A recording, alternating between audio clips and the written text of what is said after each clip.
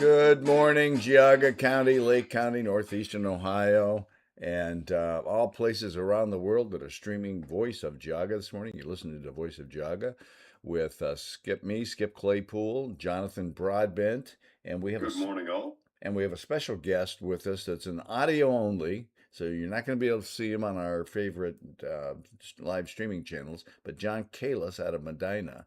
I didn't know, John, if we were going to have to give you a pseudonym to protect your identity, but I guess you're outed today, right? Yeah, I'm here today. All right, good. I'm here. And Live and in person. I've known John for Over the phone. quite a while, related to NOACA.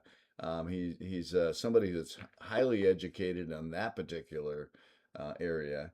And so we've had many conversations about NOACA. Today we're having a different conversation about CAUV. And in Geauga County in particular, because we're a rural farming community to some extent, we have a lot of farmers who take advantage of CAUV. CAUV being a real estate tax reduction for farming activity. It's the acronym is Current Agricultural Use Value.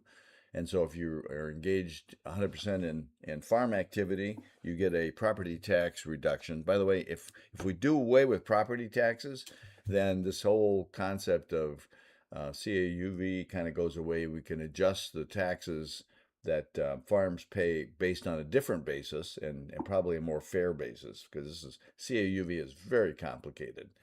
If you've got less than 10 acres, if you got more than 10 acres, if you're farming trees versus pigs, I don't know all the rules. I'm not a farmer. I used to know the rules better, but they keep changing the rules.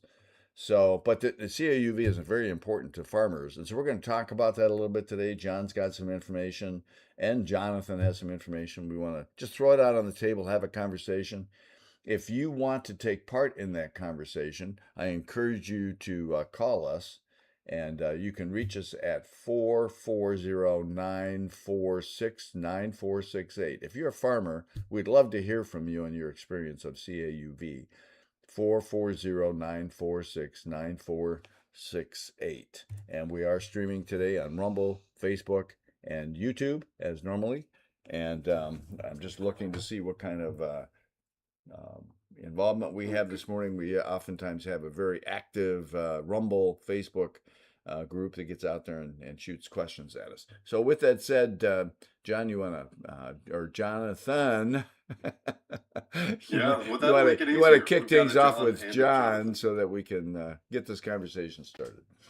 Yeah, so just to bring our audience up to speed, it was a couple of weeks ago, I think it was the early part of last week, during an episode, Skip brought up CAUV, and right away the light bulb went on, because in a very recent conversation over the phone with John Kalis, our friend and counterpart in Medina County, John Kalis had told me about the importance and significance of CAUV.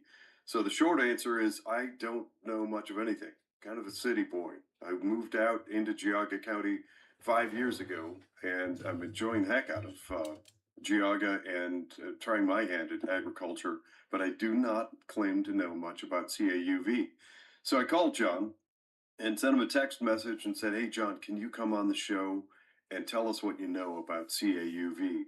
So let's take it from there, John. I know you told me some background, some really interesting stuff, and this is some really meaty subject matter, and it actually, believe it or not, ladies and gentlemen, relates back to the shutdowns and those lockdowns that occurred during COVID. Right, John? You're kind of tracking back to that. Tell us what's going on with CAUVs. So I'll rewind it. First of all, I just want to say that I'm a property rights absolutist. Okay, without property rights, we have absolutely nothing in this country. The foundation. And, Yeah. That's the Marx's first plank Right. is to eliminate private property, by the way. And so Right. I'm with you 1,000%. So when I look back to the lockdowns, I feel like, COVID was there to bring on massive societal change. I think the lockdowns were a crucial part in that. There's the famous Rahm Emanuel quote that said, you never want to let a serious crisis go to waste. And what I mean by that is an opportunity to do things that you could not do before. And definitely the lockdowns created that, right? Um, since then, we've been in a constant state of crisis. Our leaders have not let any of it go to waste. Uh, I would even say to this point, or to that point, the crisis is the desperate need for them have far outweighed the supply. So in 2020, one of the first measures of the CARES Act was to give a 120-day moratorium on evictions. That was then picked up by the CDC, who ran with it until July 31st of 2021, until the Supreme Court canceled it. It was unconstitutional. Um, but what did we see during that time, right? Everybody wants to talk about property values. Uh, People didn't know where to put their money. The stock markets were kind of going crazy. People were clamoring. You could either invest in Amazon or Zoom. If you wanted to support China by in their manufacturing, you could order from Amazon. You could invest in Pfizer or Moderna. If you wanted to guarantee that the pain would continue. But a lot of other people just didn't know where to put their cash. At the same time, you have landlords who, small time landlords that maybe started with their first home, used the equity in that first home to purchase their second home, third, fourth, and so on. When that moratorium on evictions came through, those people were strung out with no means to pay their mortgages. So as they're being squeezed, people are looking for opportunity. Plenty of investment firms and stuff were coming around and buying up a lot of these properties. A lot of those investment firms were okay with using subsidies for the government for housing, whereas maybe some local landlords would be opposed to such a thing. Um, so, you had. I mean, I even heard reports of buses from Canada coming in to explore picking up houses as investments. I mean, it was pretty wild. If you kick back to California and New York, which had the strictest lockdown measures, they also had the highest property values. So as those folks sat around wondering, why they pay all these taxes and they can't go to the beach, they wanted a way out. So they started purchasing houses sight unseen. They would flee to Colorado, out west. They'd flee to Colorado, Idaho, Utah, and they threw those markets into chaos. Same thing on the East Coast into Florida and South Carolina, North Carolina, stuff like that. So not only did it change the property values and increase those significantly, but it also changed the demographics of those areas as well. It turned red cities and states purple, and purple cities and states, it turned them blue. So it was definitely a strategy in my eyes. And I think that's where we're at now. We keep hearing about the housing affordability crisis. And I always point to the fact that there was no crisis before 2020. I had a home that I purchased in 2002 for $125,000. I sold that same home in 2019 for $125,000. That home is now valued at $210,000. So I look very specifically towards the 2020 lockdowns as the mechanism to create our housing issues that we have now. Obviously, you guys back the abolition of property taxes. There's a lot of people that are on board with that because we're being squeezed. But, because of this, there's all these other downstream measures. Because I look at protecting property rights, I look at the entire picture. I know that, people in rural counties like Geauga and Medina don't like to see a lot of development. So, as things are continuing to grow and be developed, the alternative to that is being sold to us as conservation. And that can come through many means, I guess, through agencies like the Western Reserve Land Conservancy, or through our local park systems. I know that it's been mentioned about the 30 by 30 initiative, which was an executive order that was signed by President Joe Biden, I think in January of 2021. Essentially, it's a United Nations goal. It mirrored exactly what the United Nations wanted, and that's a 30% conservation of land and water by the year 2030, moving up to 50% by the year 2050. So again, John, we have two. let me pause right there just to interject for clarification for our audience. That 30 by 30 and then 50 by 50, is it fair to say that that creates the objective of the government owning 30% of US land by the year 2030 and then the US government owning 50% of US land by 2050? No, Yeah, that's true. no. So the 30% rule, and by the way, look at the NOACA plan for each of our counties. The NOACA plan, which includes a lot of these elements, by the way, has an objective by 2050 of 30% of our land protected. It's not government owning it; it's protecting it. And so Place into conservation. But that's right. really It could be. sounds like It could. you're It, pitching for NOACA. no. No, You're not at all. protecting the land by owning it. Yeah, no. Well, you're not protecting it; you're controlling it. And so when they use the term, as you know, liberals oftentimes use terminology that makes it sound one way and it's completely the opposite. So protecting it, Western Reserve Land Conservancy says they protect land, they conserve the land. They don't. They control the land. So if you look at what a conservancy easement is, it's basically buying the rights to control the land while somebody else is living there paying taxes and so forth. And so we have to be careful with the terminology, but it is all of the same. Hey, Skip, we're at a break. I Yep. need to interrupt right there. We'll come back So go with ahead. more on this on the other side of the break. Stay tuned.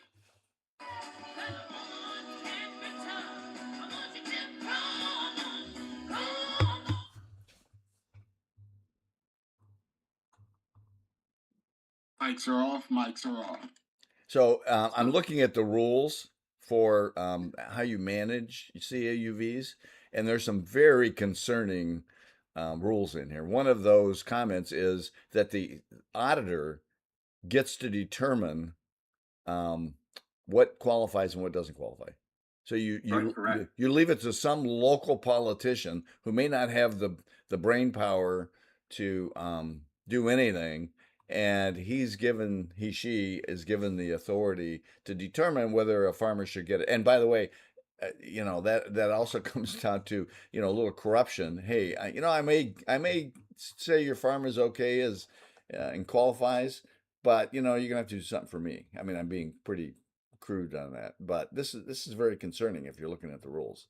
So yeah, let's make sure to bring that up when we come back. But man, there's a lot to unpack here. This is a complex ecosystem here. Oh, it is. And by the way, this all changes if we get rid of property tax as the basis for funding some stuff. See, there's a comment here from HC Online. See Wildlands Project of UN. John, do you know anything about the Wildlands Project? He's talking about the wildlands maps. 30 seconds. 30 seconds. Those were published. I don't know how long ago those were published, but it's pretty much a layout of the country and with all the biodiversity stuff. Pretty much kind of explaining where they say that they want development and they want, I guess, human settlement. 10 seconds. 10 seconds.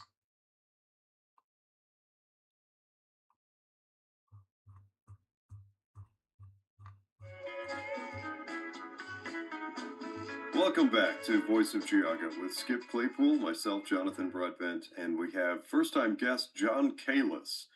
Skip, before we went to the break, you were finishing a train of thought around what's the government calling it? We conserve the land, America. Yeah, that's right. Own and control it, we conserve it. It's protecting it. So we want 30% protected property, which can mean a bunch of different stuff. But and that's within the go look at the plan that NOACA created for Geauga. I don't know what right they had to create a plan for us, but they did using HUD funding, by the way. And I'm right now having a little battle with HUD in a different context.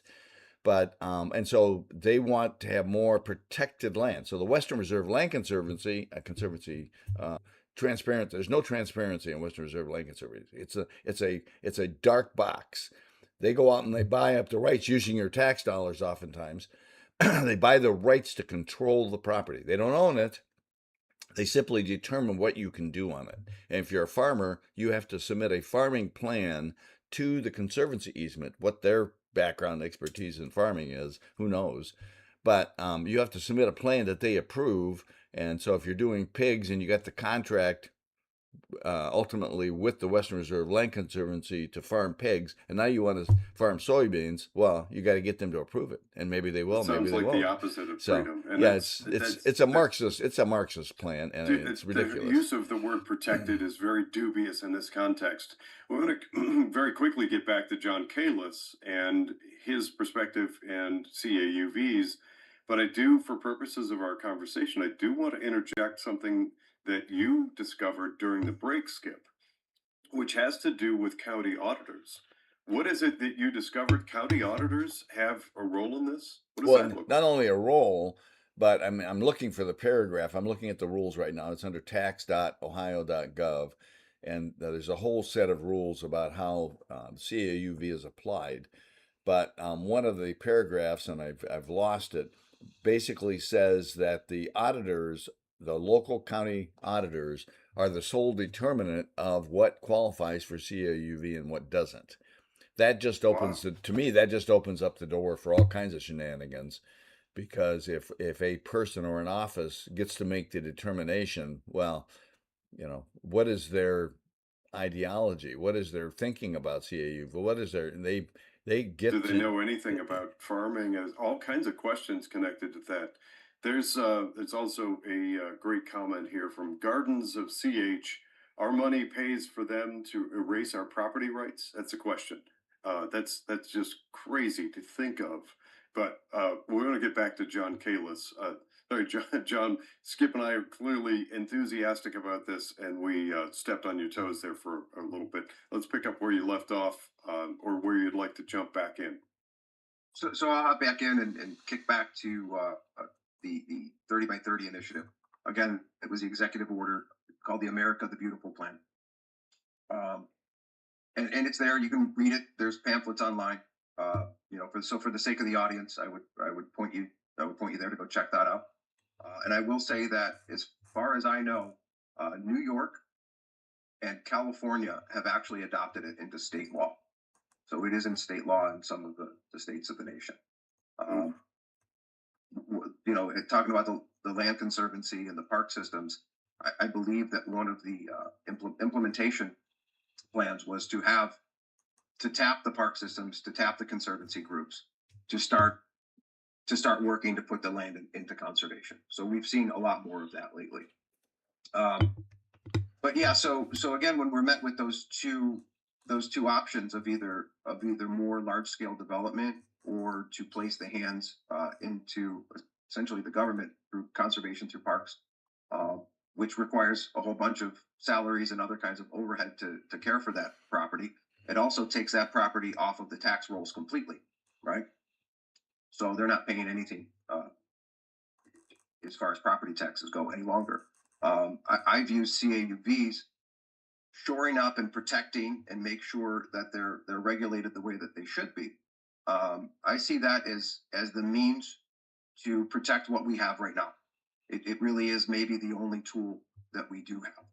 Um, so I again, um, I think it's important to understand them. Where I kind of got brought into the fold as seeing it as a mechanism where we're vulnerable, is I was sent a document. Uh, it was published in 2015. It was from an organization called the Lincoln Institute of Land Policy. And the Lincoln Institute of Land Policy, it isn't born of Illinois. It's not from the land of Lincoln. Um, it was actually created in 1974, I believe, by the son of the founder of Lincoln Electric here locally in Euclid. And the Lincoln Institute of Land Policy guides the American Planners Association. Uh, they guide regional planning associations and local planners. Uh, they create these policy papers and kind of tell them where they need to go. And this particular document was about CAUVs, and it was about essentially recommending coming in and auditing the CAUV properties.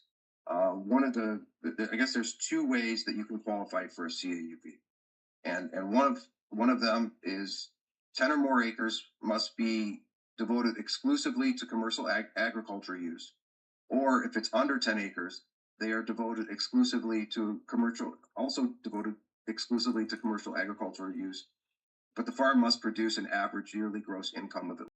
So what this policy document was saying, it was referring to these people that are probably around the $2,500 range and the less than 10 acres. It was calling a lot of them fake farmers.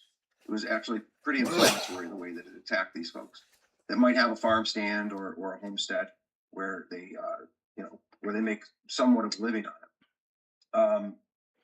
But it was recommending that the auditors come in and audit. And I know that the frequency of the audits has increased. I believe, at least in Medina County, they were auditing these farms every year. So, oh my gosh, the little small sure. ones. That's the way it sounded to me. That's got to be a tremendous burden on them and require a huge staff. When you think about the number of small farms, my goodness. Right. So what this policy document got into, it got into going out and doing the audits and putting pressure on folks that they felt didn't qualify either. Now, when you do have a CUV, if you are deemed that you can't meet whatever the requirements are, you have to pay 3 years in back taxes, right? So they'll adjust your taxes as developable land, essentially, and you'll owe 3 years in back taxes.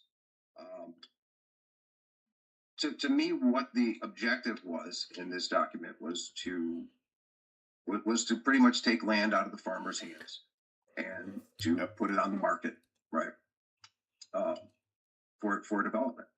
So they got into the whole process, and I know they used Ohio as an example because they're from Ohio, about how to do this. So, like you said, what it takes to farm. Now we're looking at some input shortages coming through from the blockade of the Strait of Hormuz. So whereas maybe the small farmers might have a hard time before, even our large scale commercial farmers might have an issue in the future meeting their obligation for the CAUV. If they can't get their hands on the fertilizer or the diesel to plant their crops, if the weather doesn't cooperate, they won't be able to get those crops in as well.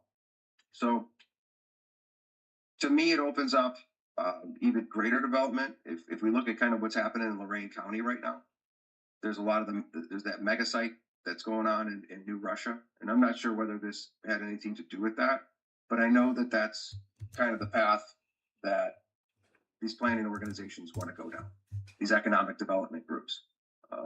John, let me interject. If I could, I want to put a question to you just to clarify. And I always like to think in terms of our listening audience and making sure that we connect the dots properly. For this conversation, that's very, very easy for me because I don't know very much about it. So I can play sort of lowest common denominator among listening audience. My question, and I think some of our audience may have this as well, is if I understand correctly what you've just outlined for us, that people may be going along a very happy way doing some form of farming on property in either Lorain or Geauga County or elsewhere and take advantage of a tax credit. This tax credit is referred to as, or sort of an umbrella term, is a CAUV. And suddenly, according to the laws, if they don't satisfy certain requirements in any given year, they might immediately trigger a 3-year back taxes true up. And by true up, that means you suddenly owe all those credits that you've taken for the prior 3 years, which could be a massive chunk of money. And if that happens, then you either have to come up with the money from somewhere or lose the farm. Is that fair to say, John? I would say that's exact. It's a recoupment penalty. Yeah. So if the land is converted to non-agricultural use, if they determine that it no longer qualifies, They will convert it to non-agricultural use if it fails to meet the requirement, and a penalty equal to the tax savings from the previous 3 years may be applied. Yeah, I'm Oh, I'm gosh. reading the rules. And what strikes me as I'm reading these, and these are available on tax.ohio.gov. And so I'm actually looking at the rules right now. What strikes me about this, number one, this is, I mean, our farmers have to, the whole business of farming, and it's a business, is extremely complicated. You know, the weather could throw you into the ditch and, you know, your production totally failed. And it's like rolling dice every year. You have to, you know, if gas prices or diesel prices or all these costs, and I know we're coming up on the break. I'm We've going got, yep, 25 to seconds. try to make this quick. But let's come back to me on the other side. But it's so complicated, and we're just having this conversation about a payback. You have to literally, they have 2025 values, 2024. So it's really, they value your property at a certain amount and you pay taxes on that value. It's not a We're going to credit come back per se, with but more on this important subject on the other side of the break.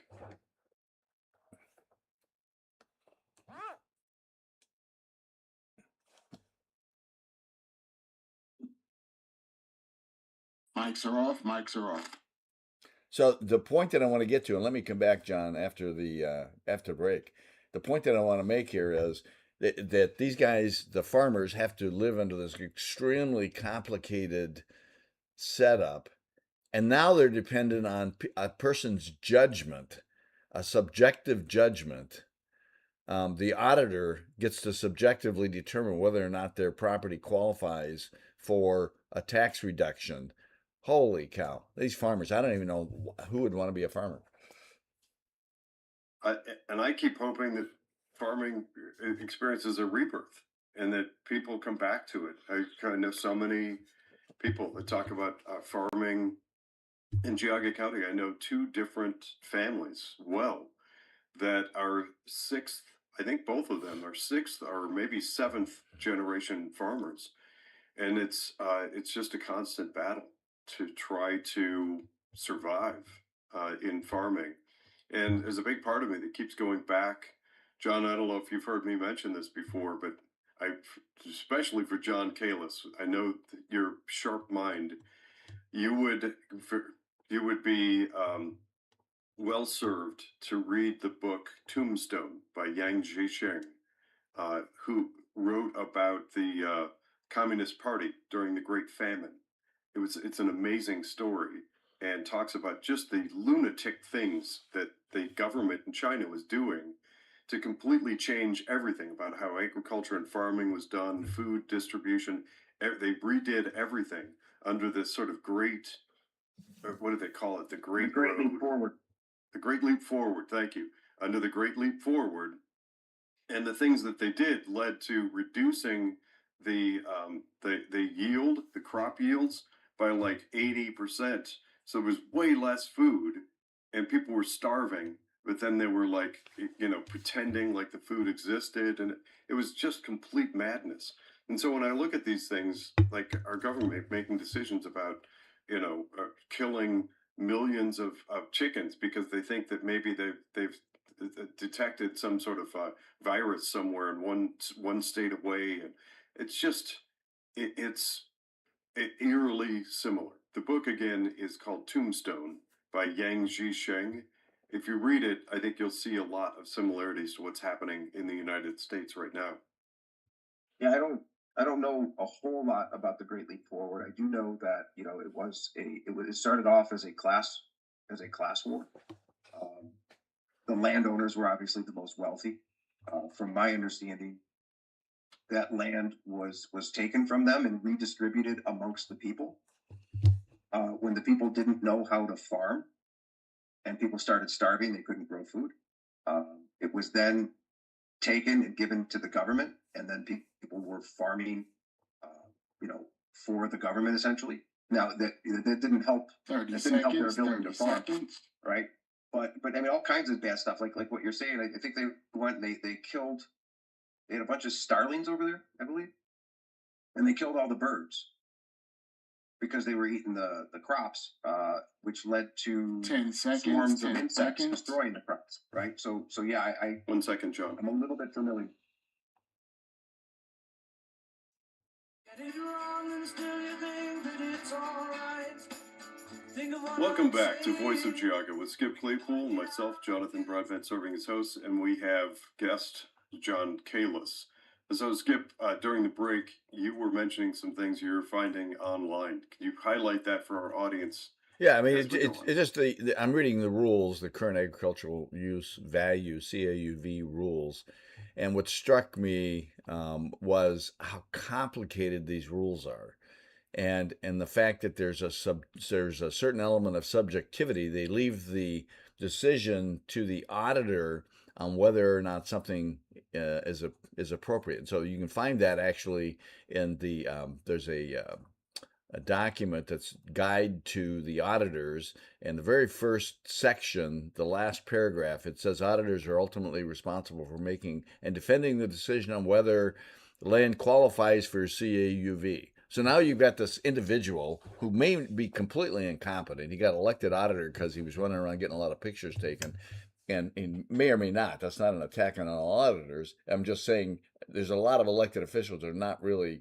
um, competent in office. And so you get the subjectivity now entering the picture because the auditor gets to determine whether um, a farmer qualifies for CAUV. With all the other complications farmers have to go through, they're rolling the dice every year on production, whether or not a crop's going to come in, not come in. They got gas prices, diesel prices, fertilizer prices, and everything's being jacked around by government. We're seeing that right now, actually. And so their whole world, I don't know why anybody would be a farmer. God bless the farmers. If you're out there listening right now and you're a farmer, God bless you. And if Please, you're out there listening, go support a farmer. yeah, Find some please, local farmer and throw everything you can into helping them please because we help, need please help our we need it. farmers because and everybody then complains about the fact that the price of eggs is $3 or went up 50 cents. Right. Yeah, and Sometimes people milk are and all so that stuff. stupid. So Uh, so, yeah, thank you for interjecting that perspective. John Kalis, back to you. Yeah, I mean, how about this? As important as the land is, right, to us, kind of, I don't know, live in the current existence that we. How about just simply the fact that we have to eat. What I Yeah. like. We're looking at it as from the standpoint of protecting what we have in the land, but we need to feed the people. I'm not interested in uh, mass produced uh, uh, mass produced food. I would like to get my food locally. I think you guys understand the importance of that and go have to the ability to Mexico do it. sometime and see how the farm fields just across the border into Mexico, see how they're raised because their water standards are not very high. There's a lot of not so good stuff in a lot of the water supply in Mexico, and they're watering your tomatoes and they're watering your broccoli and your avocados and all that kind of stuff. I mean, I've been there, I've seen it, and oftentimes I've said, "Oh my God, I want to buy American farmed stuff because I know the standards are much much higher than elsewhere." And so, Hmm. yeah, go to Mexico sometimes and see what the farming standards are. Anyway, So, as we talk about this, I definitely want to just touch back on, this document that was created in 2015. Um, in it's a policy document. It's meant to guide, whether it's meant to guide the auditors or not. Um, in some ways, there's a lot of auditors that sounds like that are kind of working towards the objective. Again, whether they're guided by it or it just happens to be a coincidence, I don't know. But it's on paper as a strategy. It's on paper as a strategy from our planning organizations to create Hmm. more development, right? Stuff that we don't want to see. And if nothing else, it just to me, it highlights what's to come should these processes and should these inspections or audits be abused. Yeah, it definitely seems to open the door. And I mean, it's an aha moment for me, at least, as somebody who I've taken it upon myself to learn what I can about farming and agriculture. And I wear it on my sleeve to defend and try to provide for farmers, to give an easier life to farming and agriculture, because I I'm one of those people who do exactly as you suggest. We have people in the comments on Rumble commenting about some of the great local farms and resources like GAR Horizons and New Creation Farms.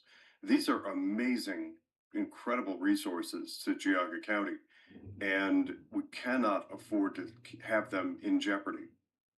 We already know from so just the brief descriptions that Skip is making that they have all sorts of hoops and hurdles to jump through, and it should be everybody's expectation if there's any tax credit to receive, CAUV or otherwise, that there are strings attached. Well, we would be foolish when we're looking at farming and agriculture and the production of the foods that we eat, not to scrutinize them, not to look very carefully at the strings. And if those rules change, and John Kalis was saying that just before the show, John and Skip were both saying that the rules that govern these things have changed fairly significantly, fairly recently. What are those changes? What do they represent? What do they signify? And is there potential risk to farmers? And I just want to put one more point to this. I mentioned it before the show. Things like this regional planning thing, that big umbrella that is supposed to blanket Lake, Geauga, Lorraine, Medina, Cuyahoga, that climate action plan. These aren't people that are looking to buy something tomorrow or usurp land or take away your rights in 2027. This has been planning that has been cooking, simmering, and brewing for a decade. And they constantly tweak and adjust and they tinker with this formula to see what rules and laws can be reshaped in what way to give an advantage to some bad actors. And the people who end up holding the short end of that stick are we the people.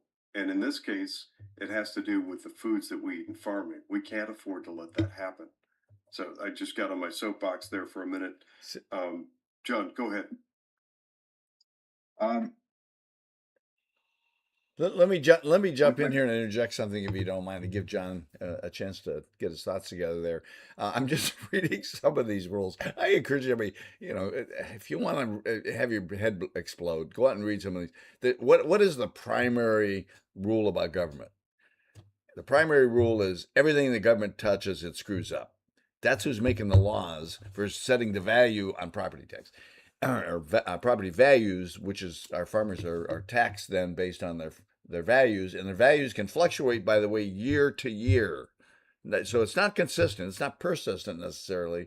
I'm looking at these tables and all this stuff that says, okay, the valuation this year is this. The valuation next year is this. How the heck can they predict their business, for God's sakes, if the rules are constantly changing? But I'm going to read you one quick paragraph. If the landowner has an agreement with a third party and that third party contracts with the USDA, this will not qualify 100% of the land for the lowest CAU valuation, but up to 25% could still be eligible.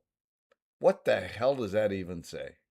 I mean, how does a farmer even read this and comply with all the rules and regulations? They've got to now comply with Department of Transportation, EPA, the Department of Agriculture. Oh my God! And our price of our eggs is only $3. Please, we got to be paying $20 a dozen for eggs with all the stupid rules that the government gives them. My mind immediately goes back to just a few years ago, those organic, all natural farms in Pennsylvania that were producing meat and milk and eggs and dairy products and were raided. And as far as I know, I think they were ultimately shut down. These are the kinds of things that we have to be looking out for. I just interjected that so we can keep today's conversation in perspective. We want to be doing what we can to scout these things early, tap into resources like John Kalis, and learn what we can as fast as we can in order to best defend and protect our farmers. John, before I neglect to ask it, I know you've got a very vibrant Substack. For anybody who doesn't know, Substack is a social media platform where people can post videos and long form things like articles and content. John, how can people find you on Substack? So I do have a Substack. I've kind of been lacking a little bit in my postings, but there's still some really good stuff on there. NOACA type stuff, regional stuff. I'm not a big fan of regionalism. I think it is another way which they usurp our local control. But you can go read my free Substack. It's commonsenseadvocate.substack.com. Just throw your email in there and subscribe, and you'll get any updates that I have in the future. I'm not Anything on done. anything on the Brown Stadium? I think Yeah, you were on he's that at got one time. stuff on. John Kalis did some stuff on there. You did the Trojan horse one. I've actually mentioned that a few times, John, on this show. So one of the things we'll do for our audience, Skip has been referencing some source material. We will try to grab that and put it onto Facebook and other social media platforms. For anybody that's interested in tracking these things, I will also go. I know I follow John Kalis. I'll grab a link to his Substack and put it on Facebook. That's your cue to follow us on social media. Don't forget, if you're on Facebook, Rumble, or YouTube, click that like button and share. Let's continue to build this audience. I I posted know, John, something. you I posted something yesterday on Brevel. I don't know if anybody's following him on X. He's a French guy, but a big fan of capitalism and so forth. Go check out the Facebook page and our website on what I posted about capitalism. He just totally destroys the left wing in terms of their wanting to go to socialist policies.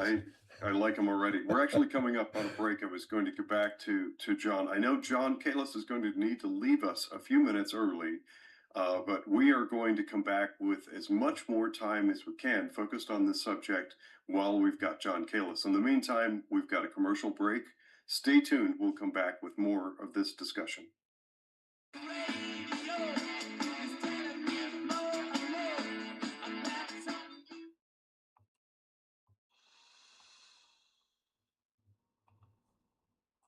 Mics are off. Mics are off. Darafy says the Amish PA farms are still fighting through the legal system. The state is still going after them.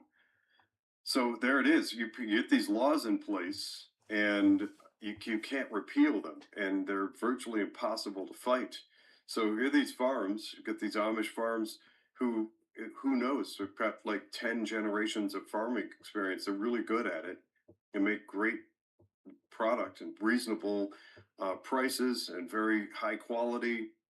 And suddenly some law changes somewhere in the state capital in a state like Pennsylvania. And all of a sudden you get local government that steps in and says, you didn't do this right or you didn't do that right, and we're going to take your farm away. Guess what? If I've got a cow in my backyard, I milk it, and my next door neighbor says, "Hey, I want some of that whole milk," and I give him a quart of whole milk, and he drinks it. Now I'm going to go to jail because you can't give people whole milk without being pasteurized. Our government is so stupid. That's great. The crazy thing about that, Skip, is that there are some very far left liberal states like Pennsylvania, where the rules are like California rather, where the rules actually allow for distributing actual cow's milk. In Ohio, we have this ridiculous rule: you cannot buy cow's milk. It has to go through 30 seconds. 30 processing. seconds. You can buy it. It has to go through a herd share, is what it is.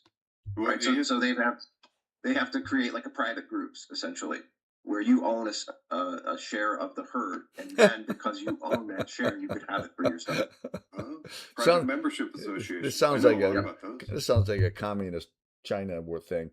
We just had a comment from Tim Lennon. 10 seconds. 10 seconds.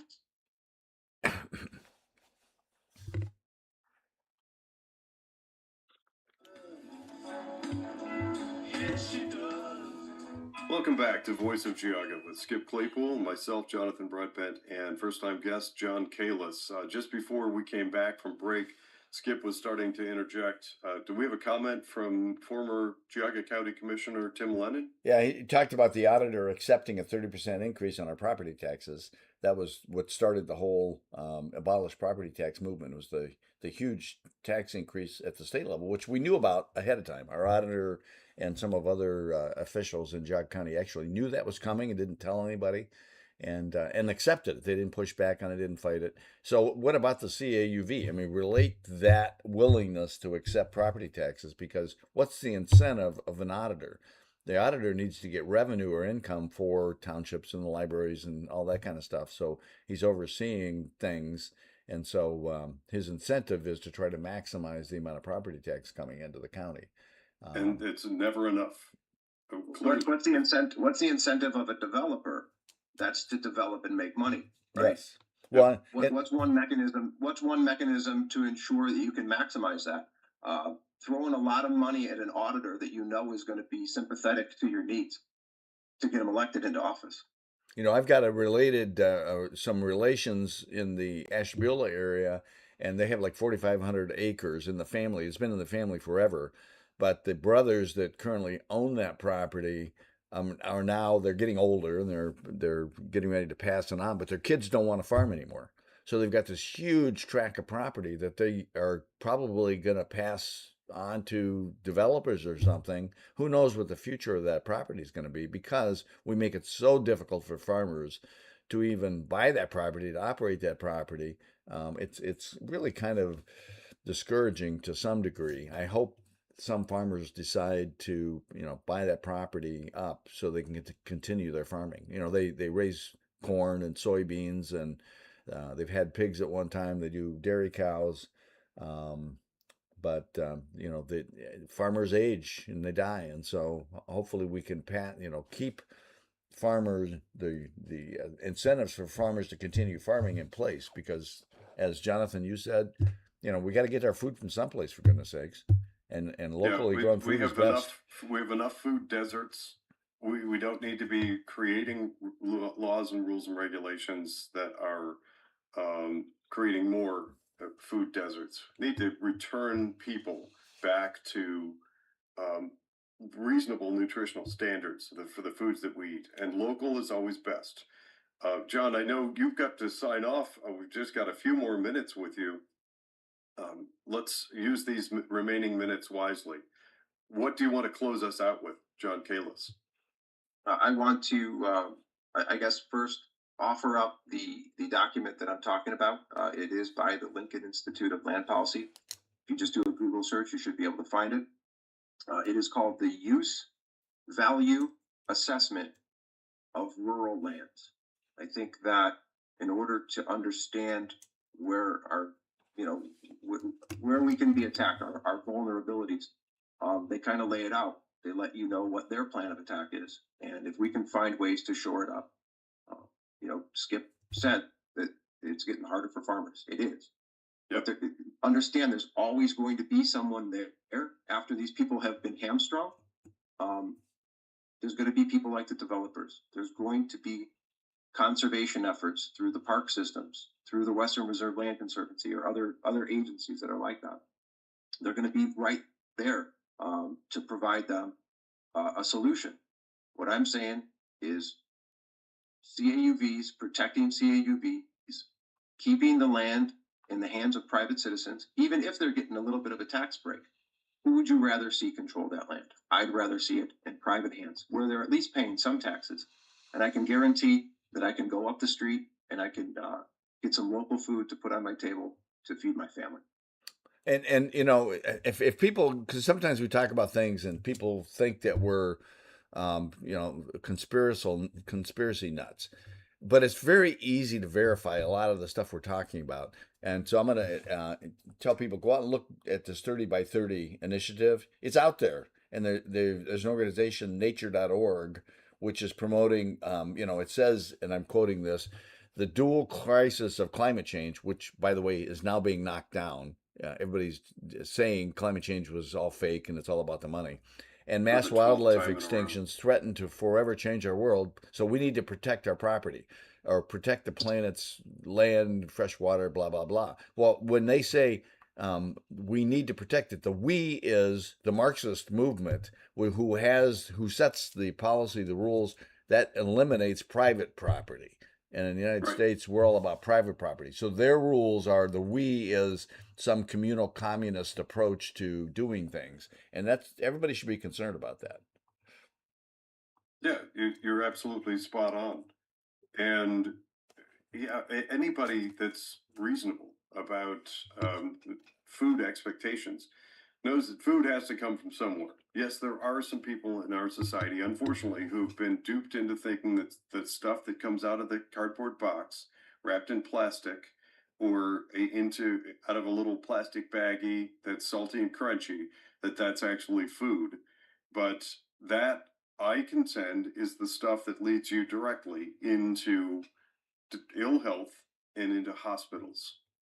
And Food, Sharon real makes a nutritional food, is critical Sharon to. makes a comment on Rumble, by the way, which is a really good comment, and it says even you can join the Farm Bureau. And by the way, there's a planning effort going on to the Planning Commission with the help of the Planning Commission right now to help the Farm Bureau. But you can join the Farm Bureau even if you're not a farmer, and that helps to support them. And so that's one Oh, way in I Geauga joined the County. Farm Bureau because of this matter specifically. I went about a month and a half ago and joined the Farm Bureau. So that way I could support my local farmers and I could kind of talk with them about this and learn more and then offer my own perspective to them, kind of collaborate and work together. I think this is an opportunity, this episode in particular, what I'm hoping for as a result of this, connected to this episode as it stays posted on Facebook, or it will for about a month or so, is including some links. Because if there's opportunity for people in Geauga County or Ashtabula or Lake to join your local farm bureau, people should. By the way, that's an opportune time to interject for our listening audience. We've talked a number of times about what it takes to maintain this show. This is a labor of love from a small number of people in Geauga County, including Skip Claypool and myself.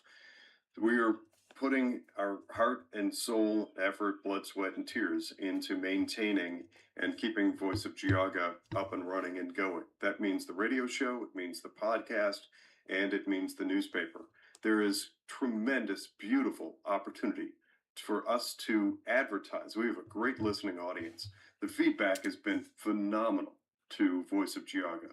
We are looking and encouraging people out there who are able to, even if it's just a few dollars, to throw it into maintaining, because it costs money to go over the air and broadcast 5 days a week, 7 a.m. to 8 a.m. Go to voiceofgeauga.com, scroll down, there's an opportunity to help support us financially. Also, local businesses, this is your call. We are thrilled to get the name recognition out there for your local business and encourage people to you. We can do that over the air, radio, podcast, and in that once a month beautiful publication, Voice of Geauga.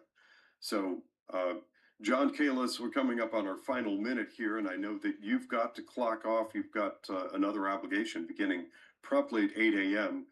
I want to thank you for coming on Voice of Geauga and joining us. I hope you'll do so again in the future. Keep us apprised of these things that you are discovering, because it's all critically important. Thank you, John Kalis, for coming on and joining us this morning. I echo that, John. Thanks a lot for showing up.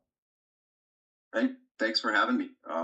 Unfortunately, this is one of, like you say, one of many things that I've been able to kind of find. I hope that the frequency of discovering these slows down a little bit. I don't anticipate it, but I'll be there, kind of looking to find our vulnerabilities and to kind of create a patchwork of defenses. Knowledge is power, and it really is the only way that we can battle this is by educating people and with that, unfortunately, we're minds. out of time. Thanks for tuning in, everybody, and thanks again, John Kalis. Thank you.